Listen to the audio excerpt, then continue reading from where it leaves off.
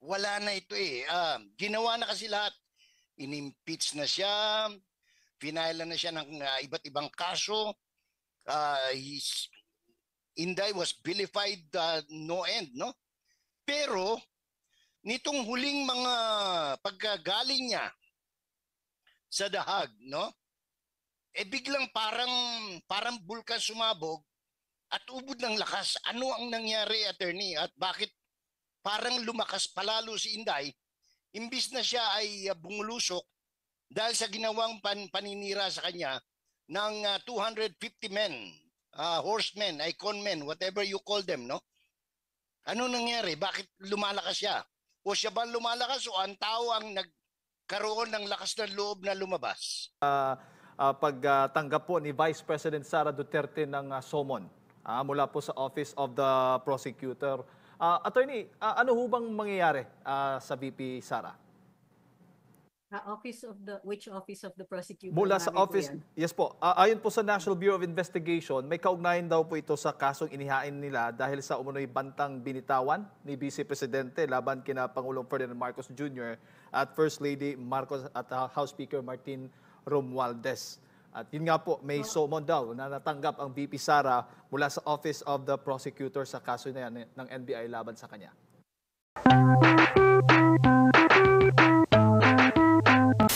Suspension, merong dismissal. Lahat ba ito within the bounds of law o merong violation ba sa mga election code dahil nilabas ito right in the middle of the campaign period? Iba po ang suspension sa preventive suspension ha. Ang suspension ay isang penalty, ang preventive suspension ay preventive. Kumbaga, para walang access ang isang opisyal doon sa ebidensya na maaaring magamit sa kanya. So, hindi sila pinapapunta sa opisina.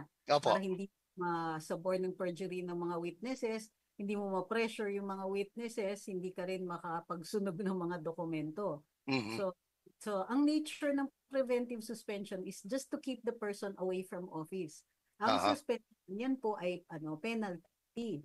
So, kaya yung pinagbabawal ng Omnibus Election Code ay para ma-prevent yung retaliatory measures, yung para hindi magamit yung batas para ma-take out of the equation ang isang kandidato.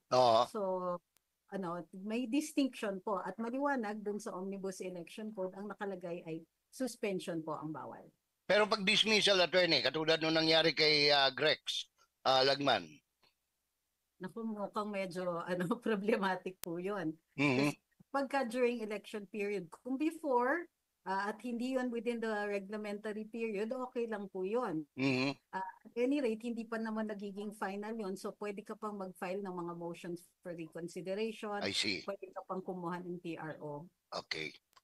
Salamat po sa paglilinaw. So, yung preventive suspension para sa mga naminaw karon o nananaw diha sa Sugbo, pwede ito, allowed ito by operations of law. Because that doesn't prevent you from campaigning. No, it does not. At saka hindi penalty. At saka hindi siya penalty. Okay. Salamat po, attorney. Jade? Opo, attorney, magandang hapon po, si Jade po ito. Doon naman po dito sa naging pagtanggap po ni Vice President Sara Duterte ng summon mula po sa Office of the Prosecutor. Attorney, ano ho bang mangyayari sa VP Sara? Which office of the prosecutor? Mula sa office, yes po. Ayon po sa National Bureau of Investigation, may kaugnayan daw po ito sa kasong inihain nila dahil sa umunoy bantang binitawan ni Vice Presidente laban kina Pangulong Ferdinand Marcos Jr. at First Lady Marcos at House Speaker Martin Romualdez. At yun nga po, may summon daw na natanggap ang VP Sara mula sa Office of the Prosecutor sa kaso na yan ng NBI laban sa kanya. Ang tanong is saang office po yan? It could have been filed anywhere. So, kung saan na-commit yung elements of the crime. So, ang summons po para sa pagdating sa prosecutor's office ay for establishment of probable cause at saka may bagong standard actually yung kung ito ay malamang ma-file at maipapanalo doon sa hukuman. The probability of guilt, So dito ang inaano lang ay probable cause at saka kung maipapanalo nga yung kaso sa hukuman. So may determination pa po dito. Actually wala pa po yung crime, this is a summons. Ang pagtitingnan natin ngayon ay yung timing ng summons na Yun, ito oo. at kasagsagan nga ng eleksyon. So hindi rin ito penalty kasi hearing pa lang to, kumbaga investigasyon ito. At yun, in all likelihood, bibigyan lang siya ng mga hearing dates. Hindi naman din siya required umattend kung makakapagsumite siya ng mga responsive pleadings na mapapaswear in siya before any prosecutor. Kasi hindi na... Anywhere in the Philippines, Yes. attorney. Prosecutor anywhere in the Philippines. Usually po, kung kunwari out of town siya, out of town po siya at the time na required siya umappear before the prosecutor's office, maaari naman siya mag-execute, let's say, ng counter affidavit at harap siya sa prosecutor sa ibang lungsod. Kung saan siya at the time. Para ma-transmit, pwede naman ihati dito ng kanyang abogado. Opo, kasi hindi natin masisisi ang mga supporters po ni VP Sara.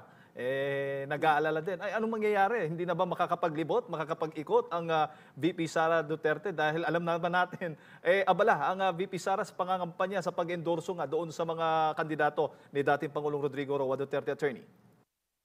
Kung ako yun, hindi naman mababahala si VP Inday kasi there's no crime yet Nagde-determine pa lang kung mayroong krimen, kung sufficient yung ebidensya na makaabot ito dun sa hukuman. Pero since wala naman at scheduled ang mga hearings dito sa prosecutor's office, I'm sure walang ikinababahala ang ating Vice President. Tuloy pa rin subject to, yun nga, posible na magsasagot siya. Opo. Doon sa Pwede rin naman siyang hindi sumagot Pwede rin namang ipaubaya na lang niya doon sa discretion ng lawyer niya to determine kung necessary pa na sagutin yung complaint affidavit. At magharap na lang sa hukuman or kumpiyansa siya na madidismiss naman kahit hindi siya sumagot. Pwede rin siya hindi sumagot. Okay. Pwede makadigress ng topic, Jade? Go ahead, sir. Kasi ito gusto kong itanong dahil si Attorney Trixie naglingkod din sa Marcos administration for a short period of time, no? But in the beginning, almost all of the social media personalities campaign for the unity team, no? Yung Marcos pangalan to, Duterte, no? Lineup. Ngayon, ako'y nagugulumihan lang and I'd like dahil halos pantas naman ito sila Attorney Trixie at saka mga social media personalities diyan sa Metro Manila.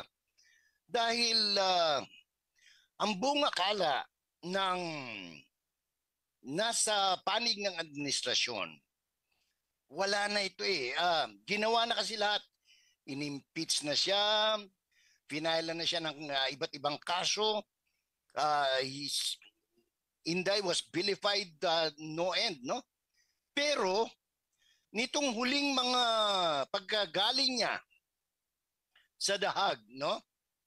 Biglang parang bulkan sumabog at ubod ng lakas. Ano ang nangyari, attorney? At bakit parang lumakas palalo si Inday? Imbis na siya ay bumulusok dahil sa ginawang paninira sa kanya ng 250 men, horsemen, iconmen, whatever you call them, no? Ano nangyari? Bakit lumalakas siya? O siya ba lumalakas o ang tao ang nagkaroon ng lakas ng loob na lumabas? Tingin ko maraming factors. Una na yan syempre yung pag-kidnap or tinatawag natin kidnapping, not in the criminal sense of the word, not in the sense na revised penal code, but yung outrage na nararamdaman natin sa pagkuha ng dating Pangulo. So isa po yun, yung popularity ni VP Inday ay isang pagpapatunay yung suporta ng mga tao dahil siya na yung simbolo ng resistance, siya na yung tumitindig na leader ng pamilya Duterte at yan po ay pinapakita ng suporta ng taong bayan. So nag-merge na. Dati nagdi-distinguish pa yung mga tao between VP Inday and former President Duterte. Ngayon, nag-merge na po yung image na yon at least dun sa mata ng publiko. Pangalawa, yung failures, tuloy-tuloy na pag-fail ng gobyerno na mag-deliver ng basic services. Pagkain, tubig, kuryente, internet, transportation, trabaho, healthcare. lahat ng mga concerns ng taong bayan hindi nakikita na inaasikaso. Okay. Marami silang mga press release, pero hindi nararamdaman doon sa baba where it actually counts. And instead, naghintay ng election period bago naglabas ng mga gimmick katulad ng 20 pesos na bigas, Opo. bring sakay, and so on. Timing is really bad. Bukod pa dyan, dati naman pa talagang sikat si VP Inday. Natatabunan lang ng ingay at saka ng sunod-sunod na PR campaigns na nakikita natin, gawa na ng congressional hearings, gawa ng ilang mga tolls na overtime na nagtatrabaho. So it is possible na naaapektuhin ng mga tao pag hindi nakikita yung immediacy ng danger ng publiko. Ngayon, sa pagkuha kay PRD na isang dating Pangulo, nare-realize ng taong bayan na lahat ng tao namimiligro. Kahit isang tao na ang daming nagmamahal, ang daming nagpoprotekta, nakuha nila. Tapos, all the forces ng gobyerno nakatutok kay VP Inday. Tipin ng kahit sinong individual, paano kung ikaw? Paano kung ikaw natutukan ng ganon? And in the meantime, dun sa mga taong araw-araw kumakayod, hindi gumagalaw yung wages pero tumataas ang presyo. So yung mga ordinaryong concerns ng mga mamamayan, napabayaan, nalulunod doon sa political noise. So hindi nakakagulat yan. Nakakagulat pa nga, bakit mababa pa yan eh. Tingin ko dapat tumaas pa yan eh. Ang lilinawin lang natin, walang kinalaman ito sa hindi masyadong magandang dating ni Yusek Clarissa at saka yung palaging nakikita sa social media, yung baklang congressman na Bigotillo. Walang ganon, walang kinalaman yon. Ang tingin ko kasama siya sa mga failings eh. Kasi isipin niyo naman yung lagay ni Yusek Castro, no? Kasi anong achievements ang maipagmamalaki kung wala talagang achievements na ipagmamalaki? Mahirap po talaga mag-iimbento. At it will require, kumbaga, maraming resources para pagtakpan yung kakulangan. Eh kung mag-resources ka lang sa communications, kailangan ka rin may resources para sa actual na achievements. Ang problema nga, ever since the start, nakikita natin na ang laki ng tutok sa communications pero ang baba ng tutok dun sa actual goods and services na dapat deliver ng gobyerno. Okay, one last na lang bago diyan pa rin Kasi ang kapuna-puna, pagkatapos madala sa Hague si Mr. Duterte, si President Duterte, yung parang parang biglang nagsilabasan yung sentimiento, galit man yan o paghanga mula sa mga Pilipino, migranteng Pilipino, OFW man yan o nakapag-asawa o naninirahan, nagtatrabaho na sa ibang bansa. Kasi grabe, pag nakita mo ngayon, nowhere na nakita mo na everyday puno ang hanggang sa tinawag ng Duterte Park, yung tapat ng detention center ng ICC. What is this phenomenon, attorney? Ang pinaka nakaka-relate kasi sa kondisyon sa state ni dating Pangulong Duterte, malayo sa pamilya, nakadetain, ay yung mga OFWs, lalong-lalo na yung mga nagtatrabaho dahil kailangan itaguyod ang pamilya. Hindi sila out of choice, but dahil sa napipilitan ng circumstances. So sila po yung pinaka nakakaramdam na naiintindihan yung lungkot na mawalay sa pamilya, yung lungkot na malayo sa Pilipinas. So ito talaga, ang tingin ko is sympathy and empathy ng ating mga OFWs. Pero pansinin niyo din, Sir Jay, dumami yung mga nagsusulat, dumami yung mga nagpa-participate sa social media. Matagal na kasi, yung mga influencers, matagal na po naghihikayat na magsulat kayo, post or do something about it. Na rin po siguro ito ng pag-andar ng Kongreso doon sa mga fake news hearings dahil na-realize nila kung mawala yung mga top, kailangan mayroong tuloy. May pumalit.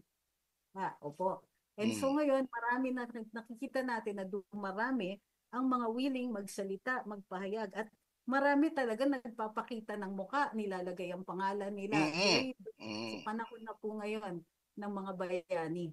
So nakikita natin na dumarami po ang nagiging very, very brave.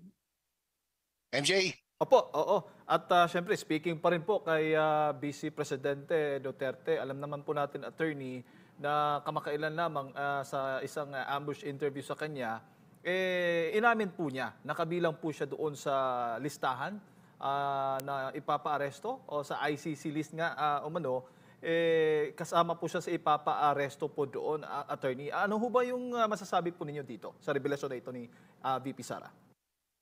Kumbaga inuunahan na niya, sinasabi niya dito sa sa mga kinauukulan, bukod sa atin sa ordinaryong mamamayan, na maghanda na dahil hindi pa po tapos ang oppressive acts ng gobyernong ito. Maliwanag base dun sa Senate investigation na kinonduct ni Senadora Amy on foreign relations kung ano yung mga irregularities dun sa pagkuha ng dating Pangulo. Hindi na dapat maulit yung mga ganyan. Kasi, kumbaga, masyadong garapal na. Ipapamukha sa taong bayan na alam nila na may mga irregularidad doon sa unang time. Ngayon, kung sakasakaling may pangalawa dito kay VP Sara, hindi na po titiisin ng taong bayan yan. Lalo na ang mga supporters niya, mga abogado niya, and in fact, parang sinasabi niya, tinetelegraph na niya ngayon, fool me once, okay lang yan. Di ba? Fool me twice. That's shame on me. So ibig sabihin, handa siya. So this is a message saying that you don't get to do this twice and you're not going to do this in the name of the people. Opo. Yung ano naman po, yung shift, yung transition na ni VP Sara Duterte, yung palaban na ngayon, 'di ba? Napapansin po ninyo kapag nagsasalita siya, para talagang may buwelta talaga doon sa mga kritiko po ng mga Duterte. Ano naman po yung reaksyon po niyo doon? Tingin ko inipon ni VP Sara. Alam niya kasi na kapag election rhetoric, alam din na po niya, lalong-lalo na pag rally speeches, mas malawak po ang binibigay na palugit ng Korte Suprema o ng mga hukuman natin for speech doon sa kasagsagan, sa init ng panahon ng eleksyon, sa angas ng mga salita. So dito malawak po ang ang tinatawag natin na democratic space para makapagsalita ng ganyan. So she knows, she's aware of the law and she knows na ito yung pagkakataon na pwede siyang mag-angas ng ganito at hindi ganun masyadong kikilatisin, unlike in other circumstances pagka kunwari kalmado ang panahon and it is uncalled for, kumbaga kikilatisin yung circumstances. Pero ito, election ito. So aware siya at handa siya. Oo. So dapat bang maging maingat yung mga kritiko sa kanya? O mga kalaban na attorney? Dahil kapag binanatan nila si VP Sara, alam na yung magiging rating nila. Lalo ang VP Sara ay nangunguna po ngayon sa trust at approval ratings. Actually, tingin ko na factor in din yan dun sa kanyang pananalita. Aware siya na mabigat yung mga yung influence kapag siya ay nagsalita. And given yung popularity rating, parang nadagdagan yon, pogi points pa, di ba? Dun sa mga tao. Bukod pa diyan, alam ng yung mga sanay kay VP Inday, yung mga kilala siya, yung mga nakikita siya during her father's presidency, nag-aantay actually ng mga ganyang salita ni VP Inday. Tatak Duterte yan. So, yung mga maiinit na salita, maaanghang na salita, par for the course yan. Yan talagang gusto ng mga tao and she's ready and willing to give it to them kasi alam niya yung boundaries niya. Alam niya na mas malawak ngayon yung panahon and she can afford it given yung trust and approval ratings niya. Opo, that's the fact kasi nakikita natin mas nagugustuhan ng taong bayan kumpara doon sa kanyang mga kritiko. Sino ba dapat ang pagsilbihan mo, 'di ba? Sino bang dapat pakinggan mo? Yung taong bayan. Bahala na yung mga kritiko mo. Sige, yaw-yaw lang ng yaw-yaw diyan kontra sa kanila. Basta yung paniniwala ng taong bayan ay nandoon. Attorney. Correct. Ang laki ng ang laki kasi hindi lang influensya, I think nakakalimutan din ng mga politiko na kapag election dito sa Pilipinas, piyesta yan. At ang mga politiko, sila yung entertainers. And ang Duterte, number one sa entertainment na ganyan. Pag nakita niyo naman si dating Pangulo, di ba, magjojo, kaya kanyang paiyakin, kaya kanyang patawanin, kaya kanyang binisin. Alam yung puso. Kaya niyang asar, number one. Ang tawag nga namin doon, Paul Master number 1. Level niya talaga master. So walang makakakumpara. So aware din si VP Inday sa ganyan. Tignan nyo pati yung style ni Kong Pulong bago siya umalis for the Hague. Nakita nyo na nagjo-joke na siya. Sumasayaw na siya. So, buti hindi naman masyado thankfully. Pwede sumayaw si Baste. Mas bago. Pero nakita natin na very well aware sila na bread and circus din po ang ang election. Pero hindi nila nakakalimutan yung salitang masa. So yun nga, kung entertainment ito, talagang ang kikita yung mga naiintindihan. Mamayan. At yung relation na ganyan, yung connection na ganyan, dyan magaling yung mga Duterte. Yes. Opo. Sir Jay, may tanong ka? Mamaya na. Ito pa, dagdag ko lang po, attorney, kasi nga napapansin natin na meron pa bang mga pagtitipong ginagawa ang alyansa? I mean, yung iniendorso ni Pangulo. Napapansin ko kasi puro na lamang yung mga Duterte Jade, ikaw naman, masyado ka namang nagtatanong lang naman. Kawawa naman. Nagkakanya-kanya silang lakad. Nagtataka silang lakad. Kasi more on sa Bisaya, sa Mindanao, napapansin ko, parang wala pa akong nababalitaan. Hindi ko lang alam, attorney, baka ikaw ay updated pa sa akin kung meron bang mga isinasagawang rally ngayon, yung alyansa sa kanilang mga inendorso, mga senatoriables. Ang tingin ko, finally, nag-iisip na sila. Kasi dati, feeling ko hindi sila talaga maganda mag-calibrate ng responses ng mga tao. Yung kumbaga magpapalabas sila pero hindi nila kino-compute kung ano yung magiging reaction at hindi sila mabilis matuto. So halimbawa, mayroon silang mga engrande, pabigay and all that. Noong una talaga nagwo-work siya until dahan-dahan umaabot na sa atin yung feedback. Pupunta lang yung mga tao para tumanggap ng pera pero si Duterte ang tagal bago umabot dun sa punto na narinig. Walang organic Walang organic na audience. Oo, at saka ilang beses ka bang kailangan sigawan ng Duterte bago ka matuto?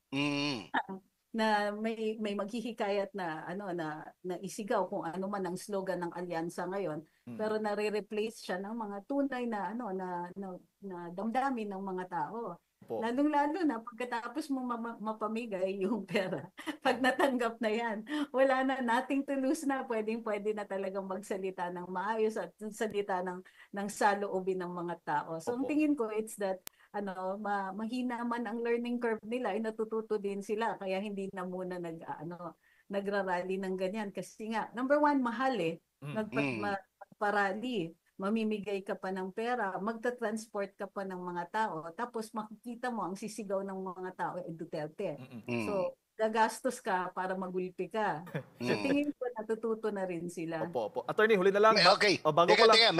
Meron lang ako pahabol, Jade. Yes, sir. Sige, go ahead, sir. Kasi ito, matagal nang tinatanong sa akin ito ng mga taga Mindanao, no? Kasi napansin nila, attorney, every time lumalabas si Presidente Marcos, yung junior na sumalangit nawa sa yung senior, hindi nagtatagal. At saka ito yung nangyari, example sa Alabel, no? Hindi pinapasok kahit na yung mainstream media to cover it. Cebu ganun din. Palagi ang lumalabas, pag lumalabas si Presidente, pag nagpalabas sa PTV4 o kung saan man, puro RTVM. In other words, are they isolating the president now from the eyes of the people through media, or is he sick very seriously? Maraming tanong ang tao dahil wala pang 15 minutes sa Alabel, nilipad na. Yung mga newsman, local at saka yung mga anong tawag niya, yung mga social media vlogger, hindi pinapapasok sa mga venue. Bakit ganito? Ano kayang meron? Anong inbasa ninyo diyan sa Maynila? Gun shy ang presidente. Aside from yun nga, it's possible na may sakit siya, no? Iba pang usapan yan. Pero alam niyo yung ilang beses ka nang nagulpi, ngayon natatakot ka na. Ang normal condition ng ating Pangulo, mahilig yan makipagtsikahan. Politiko talaga. Yes. At favorite niya yung mag-uusap-usap mga media. Kayo, Sir Jay, minsan nasasama kayo sa Friday. Opo. Mag-usap-usap kami, lahat. Ask anything parati yan. At kayang-kaya niya, he likes those venues. Gusto niya yung nakikipag-usap sa media. So, iba si Pangulo ngayon. Even feeling ko is that hindi na niya kayang magsalag. Masyado ng yung mga sagot at walang nakakapag-brief sa kanya kung ano yung posibleng maging sagot na yan. Pa dyan, and I'm sorry to say this because kaibigan naman natin si Undersecretary Claire Castro, it's not enough. Walang nakakapagsalag, walang nagbibigay, walang comprehensive plan, walang kahit ano. So nagmaatras sila. Itong mga avoidance ng media, yung mga mabilis, sandali lang. Atras yan eh. Ibig sabihin, natatakot sila but they know that they still have to show the president. Kasi tatanong ang mga tao, asa ng presidente, nasa ng pangulo. If the last time nakita na dumudugo yung gilagid niya, syempre ngayon, mas matalas na yung tingin ng mga tao. Grabe na yung scrutiny ngayon at may social media pa na nagbibigay ng additional na dimension. So, ito ay admission na nagfe-fail ang comms nila at ito yung bare minimum na binibigay nila sa atin. Of course, which brings me to this question. Alam naman ng marami na ang intensyon ng Pangulo sa pagpunta sa Vatican, number one, is to attend to the burial of Pope Francis. Pero alam naman natin sa politika na ito isang malaking pagkakataon dahil matagal na siyang humihingi ng audience kay POTUS Trump, Donald Trump, President of the United States. But hindi man lang siya nakapagkamay, Sa Bisaya pa, sir naunsa man wa man lang kasikan si President BBM kay President Trump. Anong basa niyo rito? Kayong mga taga-Masid sa Maynila. Ang nakikita ko dito, medyo humihina talaga. Unang-una, it would have been very easy kay Donald Trump, who is very personable. Maano yan eh, lapitin yan eh. He really likes to press the flesh. Gusto niya yung umiikot ng ganyan. So, hesitation talaga, magbabasa ang mga tao na may problema. Pero ito rin ang pinaka-mapapansin natin, humihina ang tao ng Pangulo. Kasi yung mga sidelines meetings, ina-arrange po yan. So kahit mga sandali lang na ganyan, mayroon ng bumulong, Mr. President, the Philippine President will be sitting only so and so many meters away from you. It will help because of the etc. Yes. The Joint Chiefs of Staff want you to shake his hand. So ina-arrange po yan. Hindi lahat yan aksidente. Merong ibang nakakalusot, of course, na siniswerte. Pero in my experience, sa ginawa namin ganyan, sa UN and all that, lahat yan po ay pre-arrange in advance. Opo. Alam namin kung ano yung seating arrangement. Alam namin kung sino yung maging malapit dyan. So kung meron kaming pakay, kunwari, maganda to, mag-usap. So yung usapan halimbawa ni President Marcos with President Biden, hindi lang siya yung nagkita sila sa hallway. Walang ganon. Nagkita sila sa hallway. In-arrange talaga yan. Tapos, in-arrange na dun sa nearby na hotel, mas comprehensive yung usapan nila. It was only 15 to 30 minutes, pero marami silang napag-usapan. In-arrange po yun. So, ibig sabihin, either humihina ang tao ng Pangulo o talagang, hindi pa muna sila tinatanggap. Baka naka-wait and see pa po ang Trump administration dito kay Presidente Marcos. Thank you very much, Attorney. Salamat. Bago ko lang ipasa kay partner MJ, Attorney, Trixie, si Jade po ulit ito. Gaano ba kahalaga ang mga natitirang mga araw bago pong eleksyon na ang ating VP Sara Duterte ay talagang todo yung kanyang pag-endorso, pangangampanya, paglilibot para sa mga kandidato ng dating Pangulong Rodrigo Duterte? Ang hinahabol natin ngayon is conversion. So, nung una, of course, pag-uusapan natin mga issues and all of that. Ngayon, wala na masyadong time para maghimay ng mga issues. So, dito, nagiging napakahalaga nung comes on the run, kumbaga. And walang ibang mas magaling dyan kundi si VP. Pag nakaharap na siya, pagka meron siyang live audience, ang hahabulin niya dyan ay yung magko-convert. So, kung yung mga tao na on the na gumigit na pa or iniisip na hindi ko boboto buong PDP slate and so on. Dito yung pagkakataon niya na makapag-convert ng mas ng mas maramihan in a more efficient span of time. Tapos, pero ito yung mga teetering na, conversions teetering. After this, it will be consolidation na. Pero nakikita ko dito, wala talagang ang hirap lapitan si VP in the sense na siya yung pinakamagaling sa mga ganitong klaseng comms. Ma'am, good afternoon. Si MJ po ito. Ma'am, dito naman po tayo sa usapin po ng China, no? Itong China card na sinasabi po ng mga kababayan natin. Marami po nagsasabi na sana raw wag gamitin itong issue na ito para po sa eleksyon.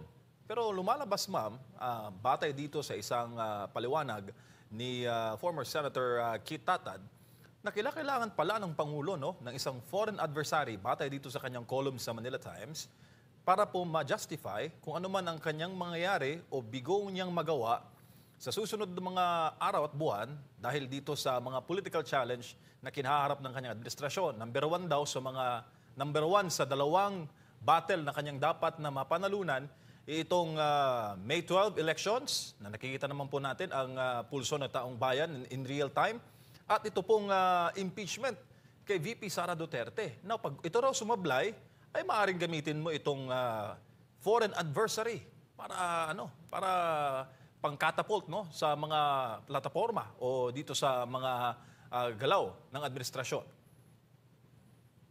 Medyo problematic kung gagamit tayo ng foreign relations para for distraction or even for as an election issue, kasi kailangan mo pang i-translate yan, lalo na konti na lang yung period bagong eleksyon, mag-i-explain ka pa ng events, ang daming kailangan i-explain na mahihirapan yung mga candidates on the run, yung mga humaharap sa mga rallies na kailangan bite sizes at mabilis yung impormasyon. So ang tingin ko, the worst that they can do kung gagamit sila ng foreign relations as a campaign issue, ay yung extremes ang gagawin nila.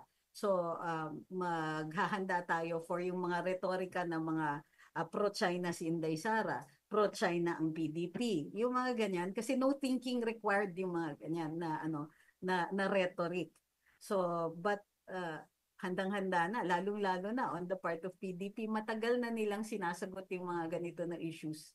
So, ang tingin ko, if they're going to be using this as a linchpin for their communications, mahihirapan sila because one, it's not an easy topic. Number two, ready na sa salag lahat ng mga kandidato ng PDP, or at least I hope they do. At saka sanay na rin si VP Inday doon. Maraming issue, ma'am, na mas compelling mass poverty, kagutuman, correct, kawalan ng trabaho, korupsyon, mal-education, iba't iba pang mga hamon na dapat matugunan na, alam mo yun, yung solusyon ang hinahanap ng taong bayan, ma'am. Na-highlight pa nga nila dun sa 20 pesos na bigas.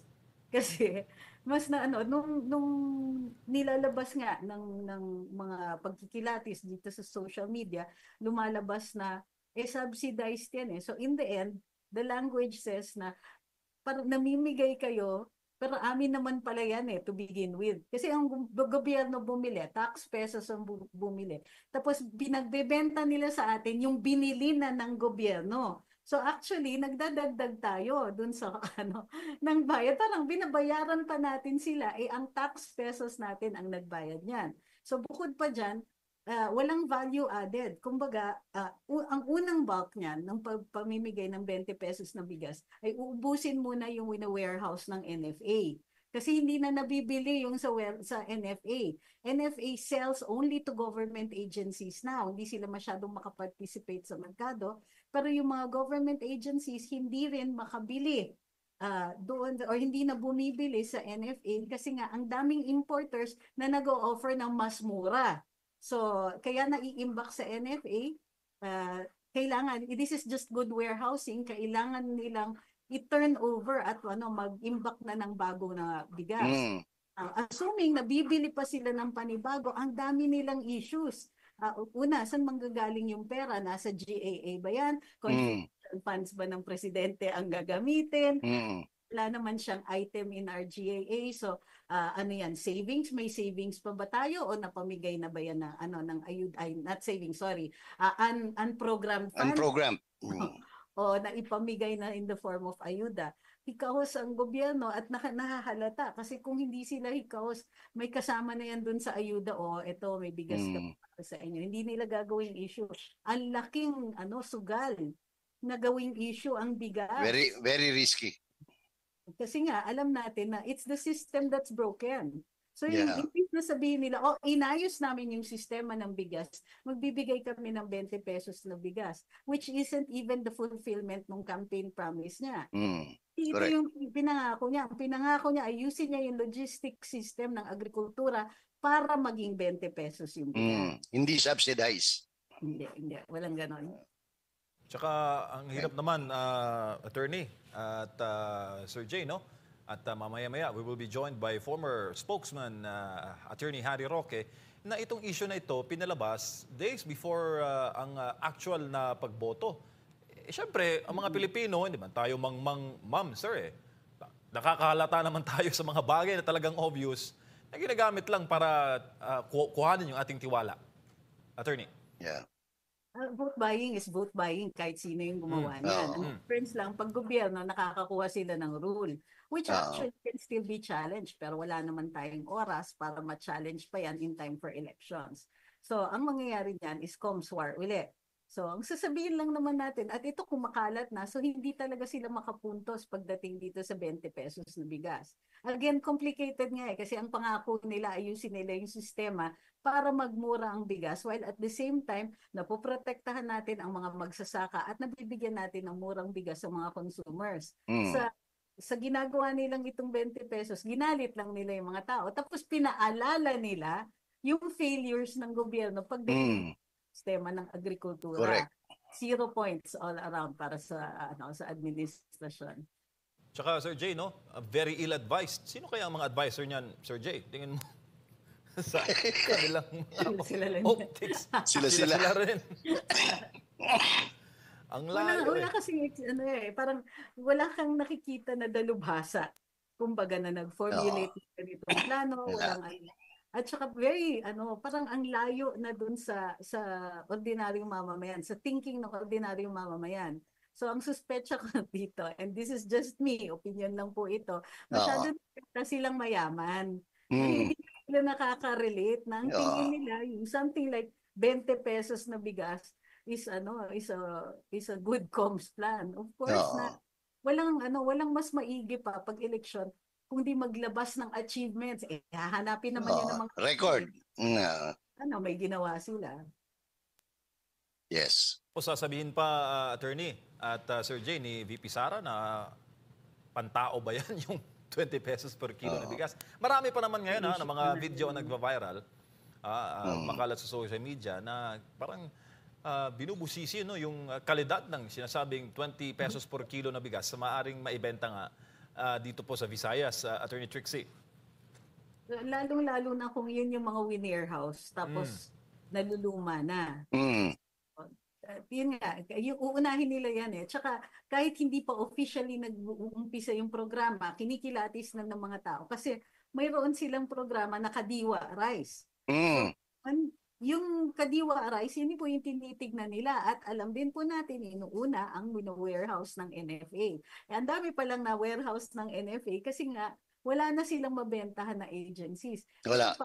This is another issue of corruption also. Kasi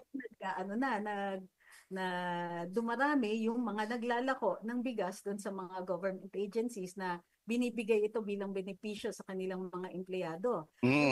Yung mga major importers who also happen to be government officials. Correct.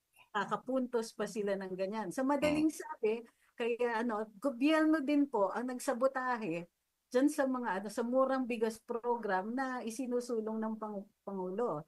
And it goes back to napag-isipan ba nila ito o kung ano-ano na lang, gimmick-gimmick na lang talaga. So parang ginawa nila itong hakbang na ito, ma'am, pagkatapos magpunta ni VP Sara recently sa Cebu. After noon, kinabukasan, pumunta doon si Presidente Marcos Jr. at parang doon nangyari yung announcement na 20 pesos per kilo na bigas. Ang nangyayari, naghahabol sila Kung nasaan si Inday, sumusunod sila. Kung ano yung issue ni Inday, yun ang sinasagot nila. Kaso lang, wala na nga preparasyon. Sinasabi nga ni Attorney Trixie. Kapareho niyan. Tapos meron pa palang batas na yung NFA hindi pwedeng magbenta direkta sa mga LGUs. Kailangan dumaan pa sa FTI. Oh. So, dalawang patong pa. Oo, dalawang patong talaga. Tayo pa rin nagbabayad. Yung oras na gumagawa nito. Yung kung kanino mang bright idea, yung official na yan, binabayaran natin ang sweldo niyan. Yung transport ng bigas, kung saan yan pupunta para umabot saan. Tayo pa rin ang nagbabayad niyan. Walang private sector na mag-a-absorb ng loss na yan o ng additional costs na ganyan. So, kumbaga, ilang beses tayong ginisa. So, yung bigas, tayo talaga yung bumili, tayo yung mag-a-absorb ng loss. Tayo pa rin ang bibili. Additional costs. So, akala ba nila hindi magkilatis ito? Mali talaga nagkamali talaga sila dito. Yeah. Nako, mukhang... Thank you, MJ. Opo, Sir Jay, kung babasihan mo itong komento ng ating mga netizens, Sir Jay, Attorney Trixie, galit na galit sila na alam mo yon, buti na lang daw at may mga nagpapaliwanag sa issue na ito. Tingin rin natin, Ma'am at Sir Jay, no, yung paneg dito ng dating tagapagsalita ni the former President Rodrigo Duterte. Nasa ating Zoom rin po to join our discussion si Attorney Harry Roque. Attorney Harry, naaabot ba dyan sa Netherlands yung 20 pesos na bigas per kilo? Attorney Harry? Nako, balikan natin mamaya si Attorney Harry Roque. Ayan. Nasa guni-guni lang yan ang mga bangag. Yan po ay resulta ng bad trip ng mga bangag, no, na merong 20 pesos na bigas. Anyway, ang pinag-uusapan po natin yung ang pangako na ang buong bayan, ang presyo sa merkado ay maging 20 pesos. Hindi yung bibili sila ng mahal, ibebenta nila